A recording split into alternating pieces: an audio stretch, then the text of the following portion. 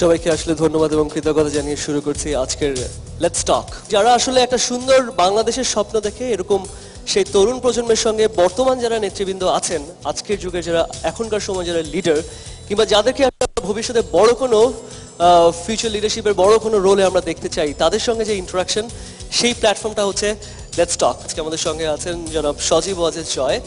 তাকে আসলে নতুন করে পরিচয় করিয়ে দেওয়ার কিছু নাই, তিনি নিজেই নিজের পরিচয়। যারা পার্টিসিপেন্ট এখানে আছেন এরা সবাই বাংলাদেশের সব নামকরা বিশ্ববিদ্যালয়গুলোতে পড়াশোনা করছেন এবং তারা বিভিন্ন সংগঠনের সঙ্গে যুক্ত আছেন, বিভিন্ন লিডারশিপ রোলে, বিভিন্ন ভলান্টারি রোলে। আমরা তরুণ প্রজন্ম, আমরা কিন্তু রাজনীতি সচেতন, তো সেই জন্য এই ধরনের উদ্যোগ আসলে লেটস টক, যেখানে আজকে আমরা আপনার সঙ্গে আপনার কাছ থেকে যেমন জানতে চাই, একইভাবে আমাদের ভাবনাগুলোকে আসলে আপনার কাছে আপনাকে আমরা জানাতে চাই। তো শুরুতেই আসলে ছোট্ট পরিচয় পর্ব। আমার মনে হয় যে আপনাকে তো নতুন করে পরিচয় করিয়ে দেওয়ার কিছু নেই, আমরা সবাই আপনার সম্পর্কে মোরালেস জানি। তারপরে এর পাশাপাশি যদি আপনি কিছু অ্যাড করতে চান। আপনাদের সবাইকেই আমার আন্তরিক ধন্যবাদ।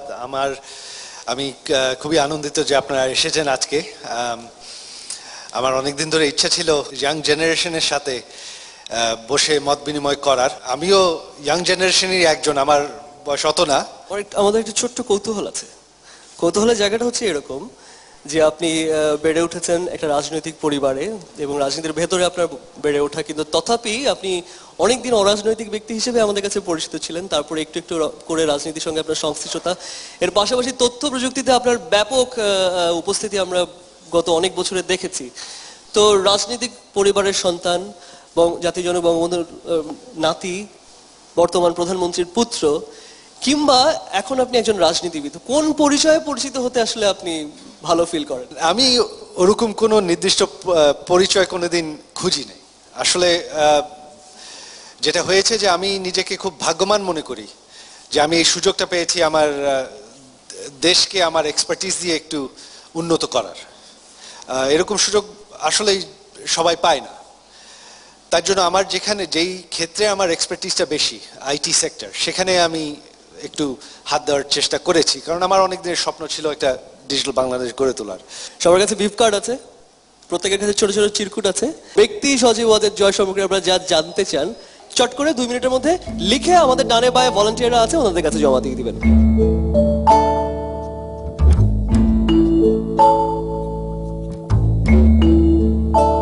কঠিন প্রশ্ন হচ্ছে নাকি?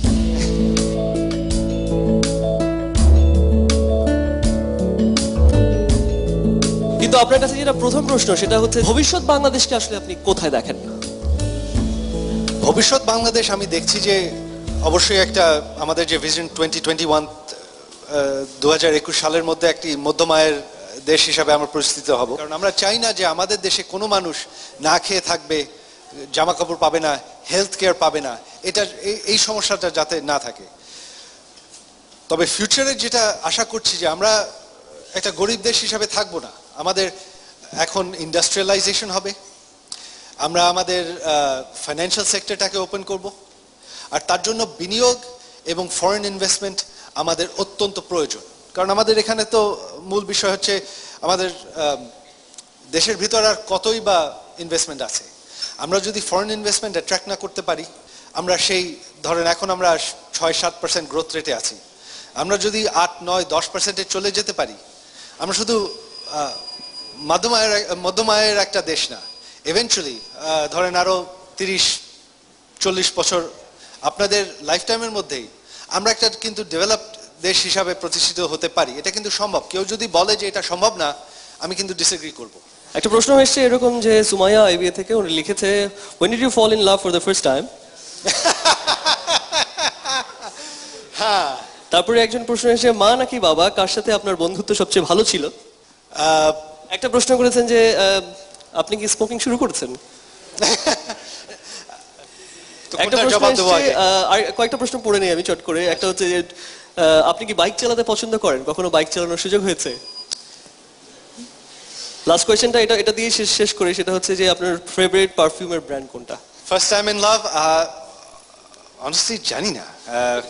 আমার সেরকম অত বেশি গার্লফ্রেন্ড হয় না। আমি বলবো আমার I've been married, আমি 10 বছর বিবাহিত। আমি ইনফ্যাক্ট বাইক চালাই, আমি মোটরসাইকেল চালাই অনেক বছর ধরে, 18 বছর বয়স থেকে। আমি যখন ব্যাঙ্গালোরে প্রথম ব্যাচেলার্স করি তখন গাড়ি কেনার টাকা ছিল না আমাদের, তখন আমি একটা পুরানো মোটরসাইকেল কিনে চালাতাম। তো সেখান থেকে আমার মোটরসাইকেল চালানোর খুব শখ ছিল, অনেকেই জানে না। ইনফ্যাক্ট আমি আমেরিকায় মোটরসাইকেল রেস করতাম ট্র্যাকে, প্রফেশনাল মানে সেমাই প্রফেশনাল। আপনারা হয়তো দেখতে পারেন হাত ভেঙেছিল একবার। একটা কোয়েশ্চেন এটা আসলে মনে হয় জিজ্ঞেস করা দরকার, সেটা হচ্ছে যে মিসেস ক্রিস্টিনা ওয়াজেদের সঙ্গে প্রথম প্রেমে পড়লেন কোথায়, কিভাবে? ক্রিস্টিনের সাথে পরিচয় হলো আমার অ্যাপার্টমেন্ট কমপ্লেক্সে, ওর বেস্ট ফ্রেন্ড থাকতো। তো আর আরো 3-4 জন বান্ধবী, তারা বিভিন্ন জায়গা থেকে এসে তারা একটা ওই যে একটা ছুটির উইকেন্ড ছিল, সেখানে তারা একটু ছুটি কাটাতে আড্ডা মারতে এসেছিল, সেখান থেকে আমার পরিচয়। আসলে আপনার আদর্শকে মানে আপনার বাবা নাকি মা, এবং কার ভেতরে মানে কিরকম হওয়ার স্বপ্ন আপনি দেখেন? আরেকটা প্রশ্ন এসছে এখানে, কি খেতে পছন্দ করেন? এটা যদি আগে উত্তর দেন। প্রথমটা একটু ডিফিকাল্ট কোয়েশ্চেন, কারণ আমার আবার বাবার সাথে যেটা ছিল যে ওনার যে সায়েন্টিফিক আউটলুকটা, ওটা কিন্তু আবার আমি পেয়েছি। সায়েন্সের দিকে, বিজ্ঞানের দিকে আমার আকর্ষণটা একটু বেশি। ওনার কাছ থেকে আমি অনেক কিছু শিখেছি। তবে সময় কাটানোর দিক দিয়ে কিন্তু বন্ধুত্বের দিক দিয়ে আবার মার সাথে আমি আরো বেশি ক্লোজ। আর খাদ্যের দিক দিয়ে আমার ক্রিস্টিন যে কথাটা বলে যে সে খুবই ভাগ্যবান, কারণ সে যাই রাঁধে আমি খেয়ে নিই, ভালো হোক মন্দ হোক। পরিবারকে সময় দেওয়ার সময় পান? আমেরিকা থাকলে হ্যাঁ, এখানে না। এখানে যখন আছি, আমার মেয়ে আছে, ক্রিস্টিন আছে বাসায়, তবে তাদেরকে ধরেন এই যে 2-3 সপ্তাহ ধরে ঢাকায় আছি, আমি একদমই সময় দিতে পারছি না। তবে অ্যাটলিস্ট আমেরিকায় থাকলে সেই সময়টা দিতে পারি। আমি আমার কাজ শেষ করে প্রত্যেক সন্ধ্যা আমি আমার মেয়ের সাথে খেলি, ক্রিস্টিন রান্না করে, আর উইকেন্ডে সাধারণত ফোন অফ করে আমরা পার্কে যাই, সিনেমা দেখতে যাই, এটাই করি। আপনার প্রিয় রাইটার কে? রাইটার ফিকশনের দিক দিয়ে বলবো বিদেশি রাইটার কেন ফলেট একজন আছেন, তার ফিকশন আমার খুব পছন্দ হয়। যে প্রেসিডেন্ট ওবামা কিন্তু আমার একজন ফেভারিট রাইটার। ওনার বই আপনারা পড়েছেন কিনা জানি না, ওনার বইগুলো কিন্তু খুবই ভালোভাবে লেখা, মজা করে লেখা, এবং খুবই ইনফরমেটিভ। প্রশ্ন জেনারিক কোয়েশ্চেনের আগের লেটস টকগুলোতে অনেকেরই ছিল যে তারা এডুকেশন নিয়ে এবং বিভিন্ন পলিটিক্যাল কোয়েশ্চেন যারা করেছেন, এই পলিটিক্যাল কোয়েশ্চেনগুলো অনেকে আবার করতে চান, কিংবা জয় ভাইয়ের কাছ থেকে স্পেশালি আপনারা শুনতে চান। তো ছোট্ট করে আমরা কিছু প্রশ্ন আমরা নিতে চাই, চট করে শুনতে চাই। ধন্যবাদ নাফিস ভাইকে। আমার যেটা প্রশ্ন হলো সেটা আমাদের বলা হচ্ছে আমরা খাদ্যে স্বয়ংসম্পূর্ণ, কিন্তু আরেকটা রিপোর্ট এখানে আছে যেখানে এই রমজান মাসে একটা রিপোর্ট করে দেখা যাচ্ছে যেখানে বাংলাদেশের প্রায় সব ধরনের খাবারেই ফরমালিনের উপস্থিতি লক্ষ্য করা যাচ্ছে। এখন আমার প্রশ্ন যেটা হচ্ছে, হিরোশিমা এবং নাগাসাকিতে আমরা জানি যে সমস্ত শিশুগুলো ভূমিষ্ঠ হচ্ছে, তারা বিকলাঙ্গ হয়ে জন্মাচ্ছে, তেজস্ক্র বিকিরণের কারণে, এবং আগামী 500 বছর যারা জন্মগ্রহণ করবে তারাও বিকলাঙ্গ হবে। এখন আমাদের জিনিসটাকে এমন হচ্ছে না যে ফরমালিন দীর্ঘদিন খেতে খেতে আমাদের মানে অনাগত যে ভবিষ্যৎ নতুন প্রজন্ম, তারাও তাদেরকে স্বাস্থ্য সেই পর্যায়ে বুঝতে পেরেছি। ফরমালিন নিয়ে আপনার যে প্রশ্নটি ফরমালিন নিয়ে, সেক্ষেত্রে আমি বলবো যে ধরেন এখানে যে ফরমালিনের লং টার্ম এফেক্টটা কি সেটা কিন্তু কেউ এখনো জানে না, এটা বাস্তব, এটা কোনো স্টাডি করা হয় না। আর আসলেই কি কোনো লং টার্ম এফেক্ট আছে সেটাও কিন্তু প্রমাণিত নাই। তা বলে আমাদের সরকার কিন্তু চেষ্টা করছে, আমরা ড্রাইভ চালিয়ে যাচ্ছি, এটা অবৈধ যেখানেই ধরা পড়ে আমরা কিন্তু যেখানে পাই যে ফরমালিন দিয়ে খাবারে মিক্স করা হয়েছে ওই খাবার আমরা ধ্বংস করে ফেলাই। এটা কিন্তু চলছে, অনবরত চলছেই। আমাদের দেশে যেটা হয়ে গেছে আনফর্চুনেটলি, যে একটা কালচার অফ ইম্পিউনিটি হয়ে গেছে, যে এটা আমরা যা ইচ্ছা তাই করতে পারি, এটার কোনো কেউ কিছু বলবে না, অবৈধ কাজ করলেও কেউ কিছু ঠেকাবে না, অবৈধ কাজ করা ইটস ওকে, এই অ্যাটিটিউডটা কিন্তু চলে আসছে। তবেও আমরা সব ক্ষেত্রে এটা আওয়ামী লীগ সরকার আমরা এনফোর্স করার চেষ্টা করছি। একটা রিসোর্সের বিষয়, যেহেতু আমাদের দেশে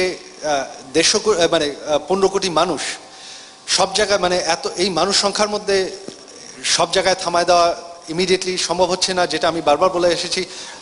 আমরা চেষ্টা করে যাচ্ছি, কেবল 5 বছর হয়েছে যেটা আমরা চেষ্টা করতে পেরেছি, সময় লাগবে, আমরা এগিয়ে যাচ্ছি। যে আশাবাদী আছি যে আগামী 5-10 বছরে আমরা যদি এরকম ড্রাইভ চালাতে থাকি, আরো শিগগিরই আমি সজীব, ঢাকা ইউনিভার্সিটিতে পড়ছি ইন্টারন্যাশনাল বিজনেসে। ভাই আমরা নতুন কিছু শুনতে চাই, মানে ট্র্যাডিশনালি বিএনপি এটা করেছে, জামায়াত এটা করেছে, এটা না। আপনি আমাদেরকে কোন নতুন বাংলাদেশটা দিতে পারেন, সেখানে আমরা কিভাবে আপনাকে সাহায্য করতে পারি সেটা জানতে চাই। আমি লুবজানা, ঢাকা ইউনিভার্সিটি আইবিএতে পড়ছি। আমার প্রশ্ন হচ্ছে যে টেকনোলজি কিন্তু অনেক ফাস্ট মুভ করছে, ইভেন সোশ্যাল কালচারের চেয়ে, অনেক নর্মসের চেয়ে। বাট যখন আমাদের ইয়ং এন্টারপ্রেনাররা আছে বা ইয়ং যারা ফিল্ম মেকাররা আছে, যারা ইনোভেটিভ আইডিয়াস আনছে, বাট সেটা দেখা যাচ্ছে যে আমাদের দেশের টেকনোলজি এবং সেটার রিলেটেড যে গভর্নমেন্ট পলিসিস অ্যান্ড রেগুলেশনস আছে সেগুলো অত ফাস্ট মুভ করছে না। তো the people who are actually dreaming of something new, bringing new concepts like crowd funding to Bangladesh, তো what can be done for them? কিন্তু একটা জিনিস সেটা হচ্ছে যে আইটি ক্ষেত্রে কিন্তু বাংলাদেশ অনেক দূর এগিয়ে গেছে। আপনি যেটা বলছিলেন যে গত 5 বছরে এই বর্তমান সরকারের সময়টাতে আমাদের অনেক কিছু পরিবর্তন এসছে, সবকিছু ডিজিটালাইজ করার চেষ্টা করা হচ্ছে। এখন দেখা যাচ্ছে যে যে বিভিন্ন অ্যাপ্লিকেশন ফর্ম সেটা আসলে অনলাইনে করা যাচ্ছে, পাসপোর্টের অ্যাপ্লিকেশন অনলাইনে করা যাচ্ছে, যেটা আমাদের সময় অনেক কমে এসছে। কিন্তু এর সঙ্গে সঙ্গে আমাদের প্রত্যাশাও কিন্তু আসলে অনেক দূর এগিয়ে গেছে। কি করা উচিত বাংলাদেশের, বা কি প্ল্যান আপনার ছিল? যেই পরিমাণ একটি রেভলিউশন আমরা আনার চেষ্টা করছি, এটা কিন্তু ফ্র্যাঙ্কলি বলবো 5 বছরে সম্ভব না। আপনারা যদি দেখেন যে 5 বছরে আমরা এই আইটি ক্ষেত্রে কত দূর আগাতে পেরেছি, কারণ আমরা কিন্তু একদম জিরো থেকে শুরু করেছি। আমরা যখন এই ডিজিটাল বাংলাদেশ প্ল্যানটা ইমপ্লিমেন্ট করা শুরু করি, তখন প্রথমে দেখি দুটা মেইন সমস্যা। কারণ তখন কিন্তু সরকারের কোনো কিছুই ডিজিটাইজ ছিল না, কিছুই না। যত কিছুই ছিল, এবং কি বাংলাদেশ ব্যাংকের একটা চেক ক্লিয়ারিংও কিন্তু ওই কাগজ খাতা কলমে হতো। তার জন্য একটা চেক ক্লিয়ার করতে কয়েক সপ্তাহ সময় লাগতো। তো আমরা যখন শুরু করি তখন দেখা যায় যে মূল দুটো, মানে বেসিক দুটো জিনিস প্রয়োজন তাই ছিল না। এক হলো বিদ্যুৎ, আর 2 নম্বর হলো আপনার কানেক্টিভিটি। তো আমরা দুটোই প্যারালালি করার চেষ্টা করেছি। ইনফ্যাক্ট এখন বিদ্যুতের সমস্যার সমাধান হয়ে গেছে, বিদ্যুতের আর আমাদের আইটি সেক্টরে কোনো অভাব নাই। কানেক্টিভিটিটা কিছুটা হয়েছে, এখন একটু ব্যান্ডউইথের প্রবলেম আছে। আর আইটি ক্ষেত্রে আমাদের ডিজিটাইজেশনটা অনেক এগিয়ে গেছে। তবে এত কিছু আছে, এত কাজ আছে, এটা কিন্তু আপনার 5 বছরের প্ল্যান না, এটা কিন্তু আপনার 15-20 বছরের প্ল্যান। আর এটা কিন্তু কন্টিনিউয়াস প্রগ্রেসের প্ল্যান। কারণ আমরা যেই সব ডিজিটাইজেশন করছি, যেই সব সিস্টেম কম্পিউটারাইজ করছি, এটা বর্তমানে হচ্ছে ভার্সন 1। আমার প্ল্যানটা ছিল যত দ্রুতভাবে করা যায়, যত সহজভাবে করা যায় আমরা করে ফেলাই। তারপর যত ওখানে আবার উন্নত করতে হবে, ওটা নেক্সট ফেজে করব। আর এটা কন্টিনিউয়াসলি মডার্নাইজ করতে থাকবে। মডার্নাইজেশনে কিন্তু কোনো শেষ নাই, কারণ আপনার টেকনোলজি আগাতে থাকে। তো সময় আরো লাগবে, তবে আমরা অনেকখানি এগিয়ে এসেছি। একটা প্রশ্ন ছিল এরকম যে আউটসোর্সিং এর ক্ষেত্রে প্রচুর আউটসোর্সিং হচ্ছে, এই সুযোগটা আসলে ইন্ডিয়া প্রচুর নিচ্ছে, বাংলাদেশ কিন্তু নিতে পারতো। আমরা কি নিতে পেরেছি বা পারবো বলে আপনার মনে হয়? হ্যাঁ, আমরা কিন্তু আসলে এটা খুব বেশ সফল হচ্ছি। একটু গ্রোথ আমাদের কিন্তু বেশ ভালো। তবে আমরা কিন্তু শুরু করেছি এত ছোট অবস্থা থেকে যে আমাদের আইটি সেক্টরে যদি দেখেন, আমাদের এক্সপোর্ট ছিল আমরা যখন শুরু করি বছরে মাত্র $20 মিলিয়ন না কত। এখন কিন্তু ওটাই গত 3-4 বছরেই বাড়তে বাড়তে 50, 60, 70, প্রায় $100 মিলিয়ন মতন চলে গেছে। তো আপনি যদি দেখেন আমাদের 2-3 বছরে গ্রোথ কিন্তু প্রায় 200%-এর মতন হয়ে গেছে। আর ইন্ডিয়া হয়েছে কি, ইন্ডিয়া এত দূর এগিয়ে আছে যে ইন্ডিয়াকে ধরতে অনেক সময় লাগবে। ইন্ডিয়ার অ্যানুয়াল আপনার তাদের আইটি এক্সপোর্টস হচ্ছে প্রায় $60 বিলিয়ন। আমাদের কেবল 100 মিলিয়নে এসেছি। তবে আমরা কিন্তু ছিলাম 20 মিলিয়নে মাত্র 3 বছর আগে। তো আমার মনে হয় আরো কিছু প্রশ্ন আমরা চট করে একটু ফ্লোর থেকে শুনে আসি। আমার কোশ্চেনটা হচ্ছে যে আপনি রিসেন্টলি একটা ঘোষণা দিয়েছেন যে আপনার কাছে তথ্য আছে যে আপনি আওয়ামী লীগ সরকার ভবিষ্যতে ক্ষমতায় যাবে। তো আমার কাছে, আমি পার্সোনালি যেটা বিশ্বাস করি অ্যাজ এ স্টুডেন্ট, যেটা হচ্ছে যে তথ্য যদি হয়, সেটা যদি ভোটের তথ্য হয়, সেটা ভোটের দিনই পাওয়া যাবে। সেটা হচ্ছে ভোট গণনার পর। এর আগে আমি মনে করি না কোনো তথ্য পাওয়া যাবে। তো এই জিনিসগুলো একটু বলুন ভাইয়া, ধন্যবাদ। আচ্ছা, আপনারা যদি খেয়াল করেন যে বিশ্বের সব আধুনিক দেশে কিন্তু ইলেকশনের আগে পোলিং চলে। এটা না যে চলে না, এটা কিন্তু ভুল ধারণা যে ঠিক ভোটের সময় তথ্য আসবে, সেটা কিন্তু এক সম্পূর্ণ ভুল ধারণা। আজকে পোলিং করে আমি কিন্তু আপনাকে এক্স্যাক্টলি বলে দিতে পারি এই মুহূর্তে নির্বাচন হলে কে কয়টা সিট পাবে। ধন্যবাদ। আমি আরাফাত রহমান, জাহাঙ্গীরনগর বিশ্ববিদ্যালয় ইন্টারন্যাশনাল রিলেশনসে পড়ছি। তো ভাই আমার দুটি প্রশ্ন। প্রথম প্রশ্ন হচ্ছে যে সবসময় সব রাজনৈতিক দল থেকেই বলা হয় যে তরুণরাই হচ্ছে মূল শক্তি একটি দেশের উন্নয়নের জন্য। প্রশ্ন হচ্ছে যে বাংলাদেশ আওয়ামী লীগে এখনো কেন গুরুত্বপূর্ণ নেতৃত্বের জায়গায় তরুণদের অংশগ্রহণ খুব একটা চোখে পড়ছে না, এবং বর্তমানে বাংলাদেশের রাজনীতির যে চর্চা সেক্ষেত্রে কেন তরুণরা এই আগ্রহটি হারিয়ে ফেলছে, এটি একটি কোশ্চেন। এবং দ্বিতীয় যে প্রশ্ন, ছোট প্রশ্ন, সেটা হচ্ছে একটু আগে আপনি ব্যান্ডউইথের কথা বললেন। তো বাংলাদেশ সাবমেরিন কেবল নেটওয়ার্কের সাথে জড়িত হওয়ার পরে প্রতি বছর 250 গিগাবাইট ব্যান্ডউইথ পাচ্ছে, কিন্তু সেটি থেকে মাত্র 42 গিগাবাইট ব্যবহৃত হচ্ছে, 208 গিগাবাইট আমাদের অব্যবহৃত থেকে যাচ্ছে, এবং যেটি খুব সম্প্রতি ভারতের 7টি রাজ্যে রপ্তানি করার জন্য একটি প্রস্তাব এসেছে। প্রশ্ন হচ্ছে, যদি ডিজিটাল বাংলাদেশি করতে চাই তাহলে এই 208 গিগাবাইট কেন আমি ছড়িয়ে দিচ্ছি না, কেন আমার দেশের ইন্টারনেট স্পিড আর একটু বাড়িয়ে দিচ্ছি না যদি আমি ডিজিটাল বাংলাদেশি করতে চাই? মেইন যে আমাদের পাশে যে দেশ যারা মেইনলি সবচেয়ে বেশি ব্যান্ডউইথ ইউজ করে, ভারত, তাদের কিন্তু অলরেডি 3টা সাবমেরিন কেবল আছে, তাদের ক্যাপাসিটির অভাব নেই। তার জন্য তারা আমাদের কাছ থেকে কেন নেবে? আমাদের কাছ থেকে তাদের ব্যান্ডউইথ নেওয়ার কোনো প্রয়োজন নাই। আমরা উল্টো তাদের কাছ থেকে ব্যাকআপের জন্য, রিডান্ডেন্সি যাতে থাকে, আমরা তাদের কাছ থেকে নেই, কারণ আমাদের মাত্র একটা সাবমেরিন কেবল, তাদের কোনো প্রয়োজন নাই। তবে এটার এক্সট্রা ক্যাপাসিটি আমাদের আশা আছে যে ইউটিলাইজেশন কিন্তু প্রতি বছর বাড়ছে আর বাড়তে থাকবে। তবে এটা কোনো ওই যে 200 মেগাবিট কানেকশন আছে, আমরা মাত্র কত মেগাবিট ইউজ করছি, তাতে কিন্তু কোনো লস নেই, কারণ এখানে কোনো ভাড়া নেই। আমি শুধু যত ইউজ করব সেটার একটা খরচ আছে। সজীব ওয়াজেদ, জয়ের রাজনীতি এবং তথ্য প্রযুক্তি, সম্পূর্ণ প্রশ্ন। শার্লিন, এখানে এই পাশে পেছনে। আমার প্রথম প্রশ্নটা হচ্ছে, শিক্ষাক্ষেত্রে সর্বোচ্চ পর্যায় হলো ইউনিভার্সিটি, কিন্তু পাবলিক ভার্সিটিগুলোর ক্ষেত্রে দেখা যাচ্ছে আমাদের সব জায়গায় পর্যাপ্ত ওয়াইফাই কানেকশন নেই। আর সমগ্র বাংলাদেশ বিবেচনা করলে দেখা যায় যে নেট স্পিড খুবই স্লো।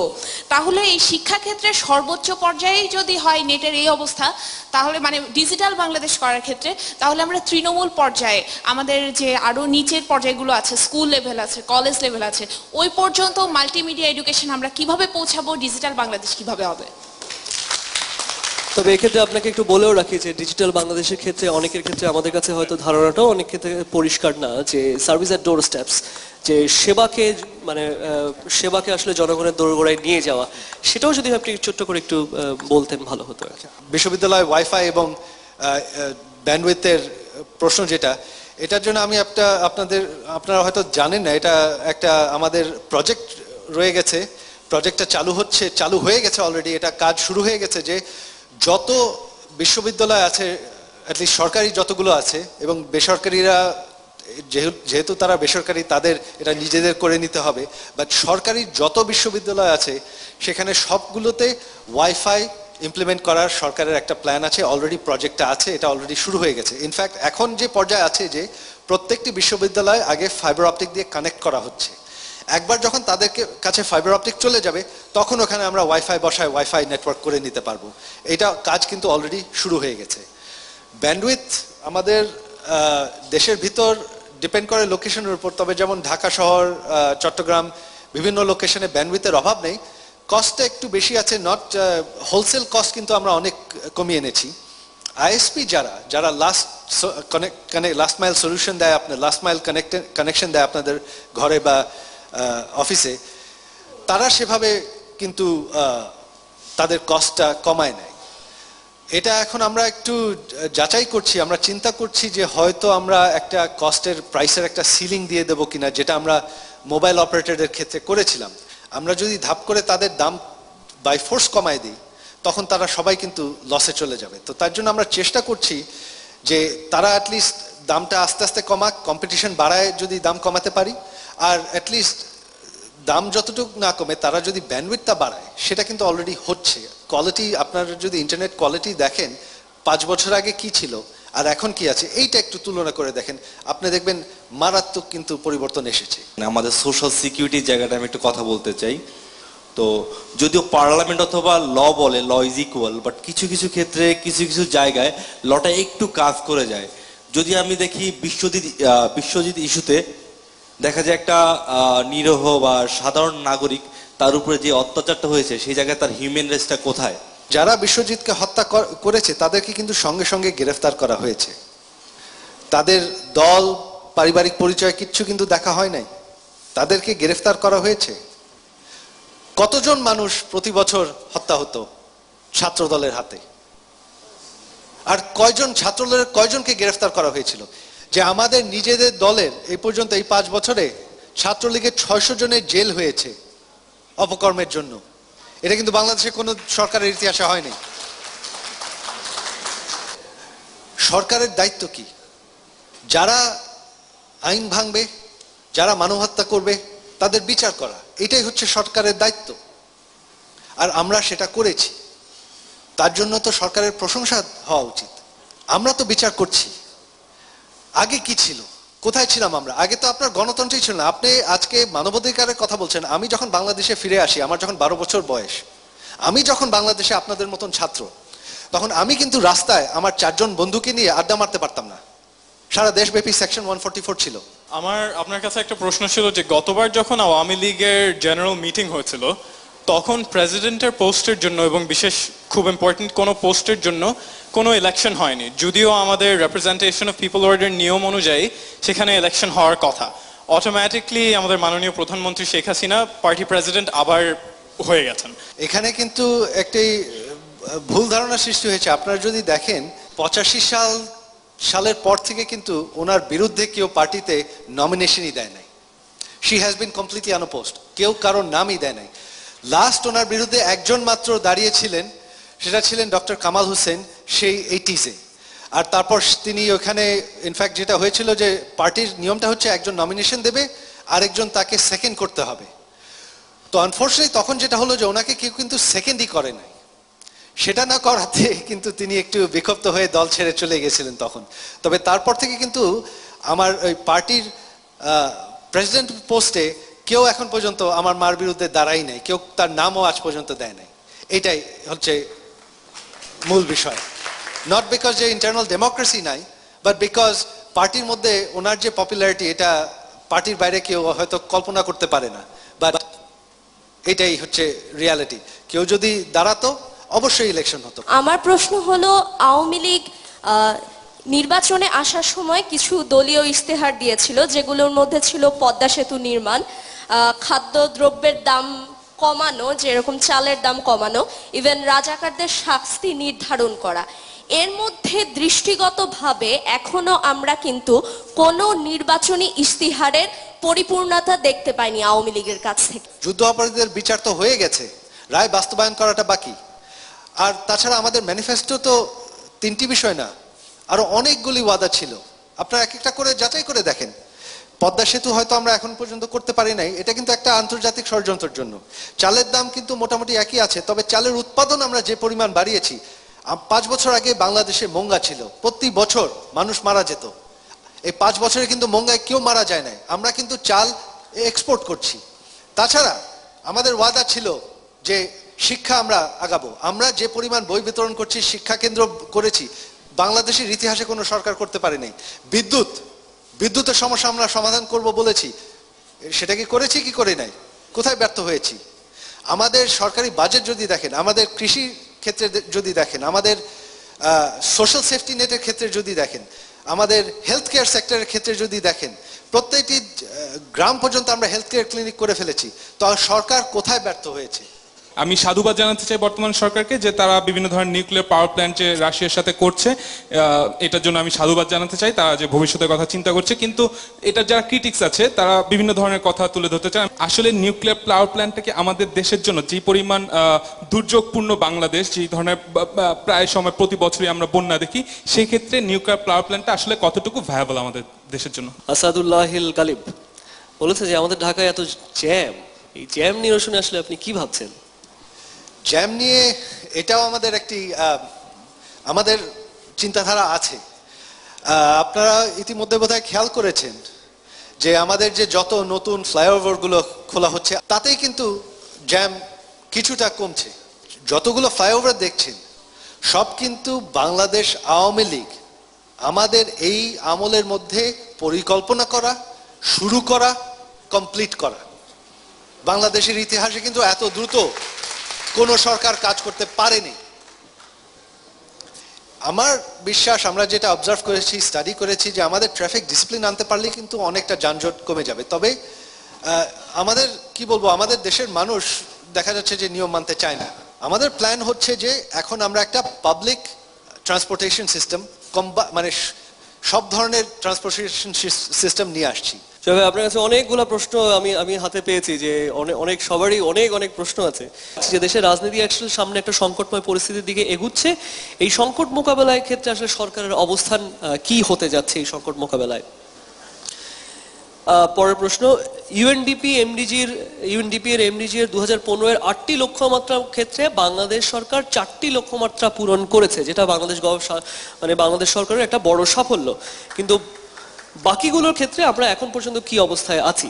আমাদের দেশের মেধাবী ছাত্রদের একটি বড় অংশ উন্নত দেশে উচ্চশিক্ষার জন্য চলে যাচ্ছে এবং সেখানেই প্রতিষ্ঠিত হচ্ছে। এই যে ব্রেইন ড্রেইন, এটা আমরা তিনি লিখেছেন যে তাদের পেছনে যে ব্যয়কৃত অর্থ সরকারের, এটা তো ব্যাপকভাবে অপব্যবহার হচ্ছে। তো এক্ষেত্রে রাষ্ট্রের পদক্ষেপ কি? একজন লিখেছেন যে where is mister Ilias Ali now? সেটা যদি জানতাম তাহলে তো আমাদের মারাত্মক একটা সমস্যার সমাধান হয়ে যেত। ভারত বাংলাদেশ প্রসঙ্গ, ভারত বাংলাদেশ থেকে কাঁচা পাট আমদানি করে এবং পাটজাত পণ্য তৈরি করে বিদেশি রপ্তানি করে 1500 থেকে 2000 কোটি ডলার তারা আয় করছে, যেখানে আমাদের আয় মাত্র 50 থেকে 60 কোটি ডলার।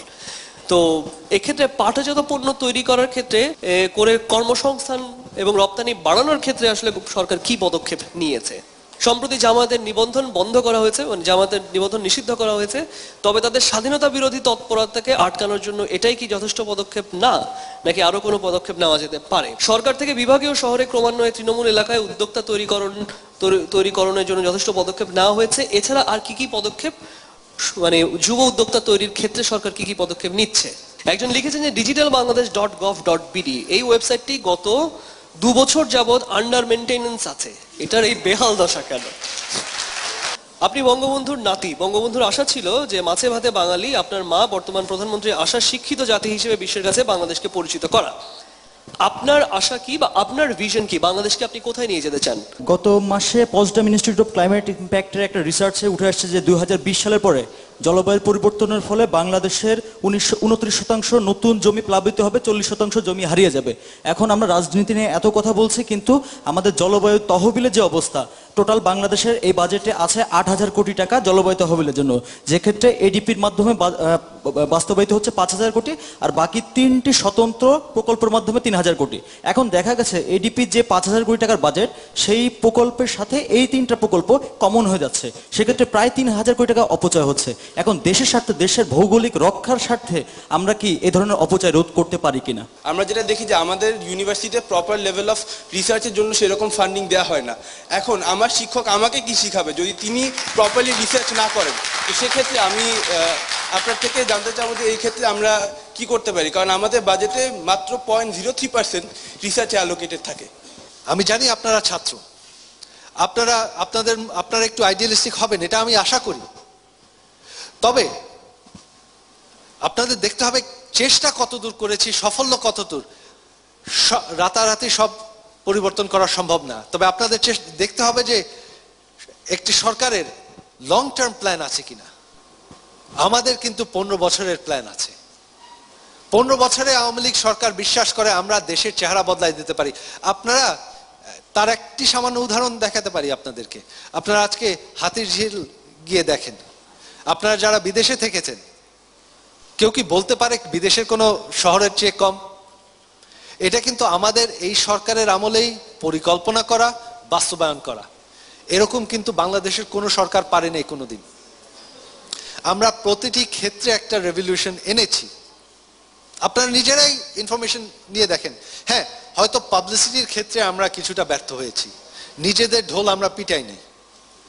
আপনারা যদি ডিজিটাল বাংলাদেশই দেখেন, আমরা 1 বছরের মধ্যে 4500 ইউনিয়ন তথ্য কেন্দ্র করেছি। সরকারি বেশিরভাগ সিস্টেম আমরা ডিজিটাইজ করেছি। আপনাদের রেজাল্ট পাওয়া, অন্যান্য অ্যাডমিশন এবং মানি ট্রান্সফার ডিজিটাইজ হয়ে গেছে, এখন মোবাইল ফোনের মাধ্যমে হয়ে যাচ্ছে, সঙ্গে সঙ্গে হয়ে যাচ্ছে। এইটি কিন্তু আমাদেরই প্রকল্প। তবে মনে হয় যে আমরা আপনার কাছে ফিরবো, তার আগে এর পরের পর্বে আমরা একটু দেখে নিতে চাইছি আসলে একটা প্রশ্ন আমার খুব জানার ইচ্ছে, সেটা হচ্ছে যে আজকে যদি আপনাকে আগামীকাল প্রধানমন্ত্রী করে দেওয়া হয়, প্রথম কাজটা কি করবেন? আগামীকাল যদি প্রধানমন্ত্রী হই, সবচেয়ে আগে আমি বিরোধী দলীয় নেত্রীর সাথে একটা ডায়ালগে বসতে চাবো। আগামীকাল যদি প্রধানমন্ত্রী হন কি করবেন? আমি যেটা করতে যাচ্ছি সেটা হচ্ছে সরকারি চাকরিতে কোঠার পরিমাণটা কমাই ফেলবো। কালকে প্রধানমন্ত্রী হলে কি করবেন? আমি সর্বপ্রথম ঢাকা শহরকে ডিসেন্ট্রালাইজ করে দিব। আগামীকাল প্রধানমন্ত্রী হলে কি করবেন? আপনার নাম, ইনস্টিটিউশন এবং কি করবেন? আমি ফয়সাল, ইস্ট ওয়েস্ট ইউনিভার্সিটি। আমি যদি আগামীকাল প্রধানমন্ত্রী হই তাহলে সেক্ষেত্রে আমি যেটা করবো সেটা হচ্ছে সকল ক্রাইমের তদন্ত রিপোর্ট প্রকাশ করব। কালকে প্রধানমন্ত্রী হলে কি করবেন? আমি চাবো যে দেশে যত দুর্নীতিবাজ আছে সবাইকে ধরার। আমি আপনার সাথে একমত। কি করবেন শুভ? ট্রাফিক জ্যাম কমানোর জন্য যতগুলো স্টেপ নেওয়া দরকার, যতজনের সাথে কন্ট্যাক্ট করা দরকার সবকিছু করব। কি করবেন প্রধানমন্ত্রী হলে? প্রতিটি জেলা ইউনিভার্সিটি দেব, যেন ঢাকা কেন্দ্রিক যে শিক্ষা হয়ে যাচ্ছে এটা আমি চাই না। বাংলাদেশের প্রতিটি জেলায় শিক্ষার অ্যাক্সেসটা সমান থাকুক। আমি যদি আগামীকাল প্রধানমন্ত্রী হই তাহলে আমাদের যে 3টা এডুকেশনের ধারা আছে ওইটাকে আমি একটা এবং সেন্ট্রাল একটা প্ল্যাটফর্মে নিয়ে আসার চেষ্টা করব। আমি আর কখনো ওই রাস্তা বন্ধ করে এতগুলা লোকের কষ্ট দিয়ে জ্যাম বানায় আমি কখনো রাস্তা একদম খালি হয়ে রং সাইড দিয়ে যাব না। এটা খুবই ভালো পয়েন্ট। এখানে আমি একটা কথা বলতে চাই, আপনারা হয়তো জানেন না, এটা আমরা নিজেই দেখেছি। আমরা যখন ক্ষমতায় আসি, আমার মা যখন প্রধানমন্ত্রী হন, তখন দেখা গেল যে প্রধানমন্ত্রীর মোটরকেডে প্রায় 90 প্রায় 100টি গাড়ি, কারণ প্রত্যেকটি অ্যাসিস্ট্যান্টের একটা নিজস্ব গাড়ি। আমার মা তখন বললেন যে এতগুলো গাড়ি প্রয়োজন নাই, সব অ্যাসিস্ট্যান্ট শেয়ার করবে, গাড়ির সংখ্যা যত কমানো যায়, বিভিন্ন অ্যাম্বুলেন্স থাকে ওখানে, কয়েকটা সিকিউরিটি গাড়ি থাকে এই নিয়ে। এবং কি আপনারা হয়তো খেয়াল করেছেন, এখন যখন এই ক্যাবিনেট মিটিং হয়, ক্যাবিনেট মিটিং কিন্তু আগে হতো একটি জায়গায় সেক্রেটারিয়েটে, সব মন্ত্রীদের যেতে হতো, এখানে অনেক দিক দিয়ে রাস্তাঘাট বন্ধ করা হতো। এখন কিন্তু ক্যাবিনেট মিটিং প্রধানমন্ত্রীর কার্যালয়ে করা হচ্ছে, যাতে প্রধানমন্ত্রীর কোথাও যেতে হয় না, যাতে রাস্তাঘাট বন্ধ করতে হয় না। আমরা কিন্তু সব দিকেই সচেতন। তো এখানে আমি একটা পার্সোনাল অভিজ্ঞতা, একটা পার্সোনাল বিষয় আপনাদেরকে বলতে চাই উদাহরণ দিয়ে। এই যে আমরা রাজনৈতিক সংঘর্ষ নিয়ে সামনে কি হবে এটা নিয়ে সবাই চিন্তিত, আমরাও চিন্তিত। এক সময় ছিল যখন আমরা বিরোধী দলে ছিলাম, আমাদের বিরোধী দল ক্ষমতায় ছিল, তখন আমার বোনের বিয়ে হয়। আমার বোনের বিয়ায় তখন প্রধানমন্ত্রী, ওনাকে আমরা দাওয়াত করি, তিনি আসেন। ওনাকে কিন্তু আমি নিজেই রিসিভ করি, ওনাকে টেবিলে নিয়ে গিয়ে ওনার সাথে ডিনার করি, ওনাকে আবার গাড়িতে পৌঁছাই দিই। তারপর ওনার ছেলে আমাদের বাসায় আসেন তার বিয়েতে আমাদেরকে দাওয়াত দিতে ব্যক্তিগতভাবে। এই পরিস্থিতি কিন্তু ছিল, আমাদের মধ্যে কিন্তু এরকম সংঘর্ষ ছিল না কোনোদিন। তবে সেটা কিন্তু পরিবর্তন হয়েছে 2001-এর পর। 2001-এর পর তখন কিন্তু, তার আগে কিন্তু আমাদের দলের নেতৃবৃন্দদের উপর যে পরিমাণ হামলা হয়েছে, প্রাণ হারাহারি হয়েছে, এটা কিন্তু কোনোদিন আগে হয় নাই।